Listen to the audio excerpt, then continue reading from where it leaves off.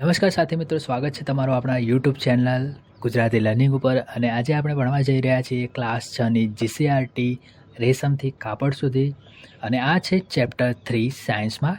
તો ચાલે આપણે શરૂ કરીએ. તો સૌથી પહેલાં આપણે જાણીશું કે કાપડમાં કયા કયા પ્રકારની વિવિધતા હોય છે. આપણે જુદા જુદા પ્રકારના કાપડનો ઉપયોગ કરીએ છીએ, જેવા કે સુતરાઉ કાપડ, રેશમી કાપડ, સિન્થેટિક કાપડ અને ઊની કાપડ. હવે આપણે વાત કરીએ રેસા એટલે શું. કાપડ રેસામાંથી બને છે. રેસા પાતળા તાંતણા જેવા હોય છે. રેસા બે પ્રકારના હોય છે, કુદરતી રેસા અને કૃત્રિમ રેસા.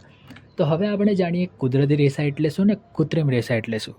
જો રેસા વનસ્પતિ અને પ્રાણીઓમાંથી મળેલા હોય, જેમ કે કુદરતમાંથી, તો તેને કુદરતી રેસા કહે છે. જેમ કે વનસ્પતિમાં કપાસ, શણ અને નારિયેળના રેસા, અને પ્રાણીજન્યમાં જેમ કે ઊન અને રેશમ. હવે વાત કરીએ કૃત્રિમ રેસા, જે રાસાયણિક પ્રક્રિયા દ્વારા બનાવવામાં આવે છે, જેમ કે નાયલોન, પોલિએસ્ટર, એક્રેલિક, જેને કૃત્રિમ રેસા કહે છે. હવે આપણે વાત કરીએ કપાસ. તો તમને ખબર જ હશે, કપાસનો છોડ હોય છે, એના ફળમાં આપણને રૂ જોવા મળે છે, જે ફળને આપણે ઝીંડવા તરીકે ઓળખીએ છીએ. ઝીંડવા પાક્યા પછી ફાટે છે અને કપાસના રેસા દેખાય છે. કપાસને હાથ વડે વીણીને બીજથી અલગ કરવામાં આવે છે. કપાસમાંથી તાંતણા બનાવવા માટે કાતણ પ્રક્રિયાનો ઉપયોગ થાય છે. હવે આપણે વાત કરીએ શણની. શણના છોડના પ્રકાંડમાંથી મળે છે.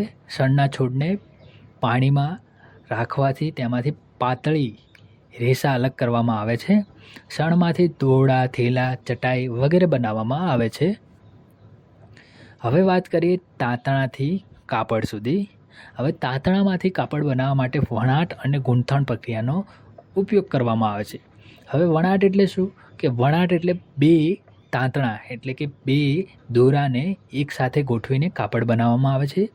ગૂંથણ એટલે કે એક જ તાંતણાનો ઉપયોગ કરીને કાપડ બનાવવામાં આવે છે, જેમ કે સ્વેટર બનાવે તેમ. કાતણ એટલે શું. રેસામાંથી તાંતણા બનાવવાની પ્રક્રિયાને કાતણ કહે છે.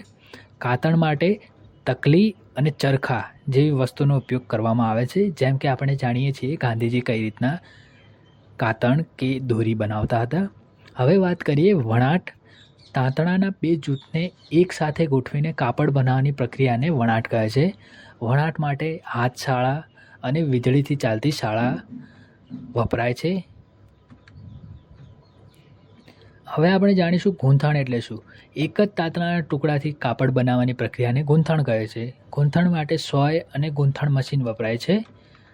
હવે આપણે વાત કરીએ કે આ ચેપ્ટરમાં મહત્ત્વપૂર્ણ શબ્દો કયા કયા છે. જેમ કે રેસાને આપણે ફાઇબર કહીશું, કુદરતી રેસાને નેચરલ ફાઇબર, કૃત્રિમને સિન્થેટિક ફાઇબર, કપાસને કોટન, શણને જૂટ, કાતરને સ્પિનિંગ, વણાટને વેવિંગ અને ગૂંથણને knitting કહીશું.